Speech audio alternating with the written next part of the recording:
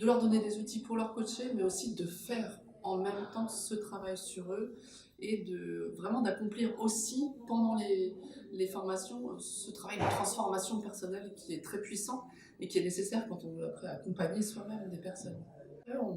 On alterne vraiment des temps théoriques et des temps d'expérimentation, seul, à deux ou à trois par groupe.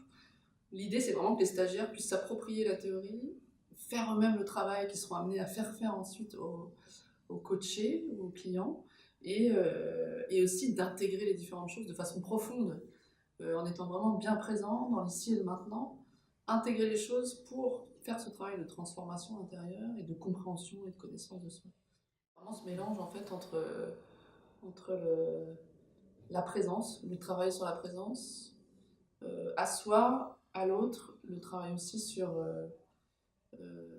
tout ce qui est expérimentation. En fait, c'est vraiment des formations très expérientielles. Ce que j'aime énormément, c'est effectivement la pédagogie, c'est le côté expérientiel, voilà. Vivre, vivre des moments moi j'appelle ça méditation, de pleine conscience. C'est des choses que je fais jamais, que j'ai pas l'habitude de faire, donc que je découvre vraiment dans cette formation. C'est vraiment transposable dans les coachings. Dans les coachings et dans la relation aux autres, j'ai envie de dire, apprendre à se recentrer, apprendre enfin, prendre le temps d'écouter l'autre, prendre le temps de laisser ses silences. Il y a énormément de temps d'échange, de temps de travail, de temps de réflexion, d'intégration. Et c'est très collaboratif. On travaille beaucoup aussi sur cette notion de collaboration, d'entraide entre les stagiaires.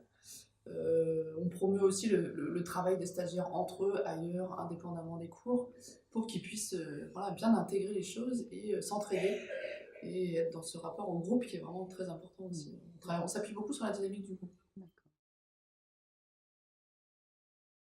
Je pense que tous les outils m'ont marqué. Celui qui m'a énormément marqué, c'était de la fabrication de notre affiche. Voilà, de l'affiche qui reprend notre vie, qui on est, et comment on voit aussi demain. J'ai beaucoup aimé la consigne de dire laissez-vous choisir par les images. Moi, j'ai vraiment appliqué cette consigne. Ce qui fait qu'à un moment donné, après avoir tout collé sur cette affiche, je me suis rendu compte de plein de choses. Alors moi, j'ai choisi aussi Espace Transition avec le critère de où ça avait lieu, où ça a lieu. Donc on est en pleine campagne, dans un petit village, dans un gîte, et c'est pas anodin en fait. Je trouve que ça nous permet de nous extraire de notre effervescence, de l'effervescence de notre quotidien, de nos vies familiales. Et je trouve que ça participe à créer une ambiance particulière pendant la formation et entre les membres du groupe.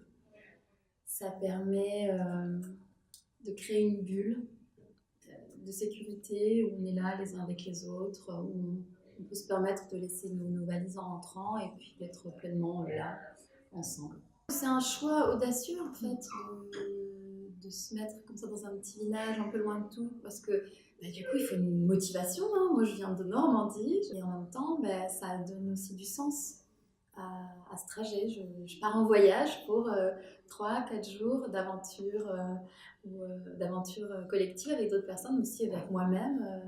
Ouais, c'est assez symbolique. C'est symbolique, mais du coup ça prend une force incroyable.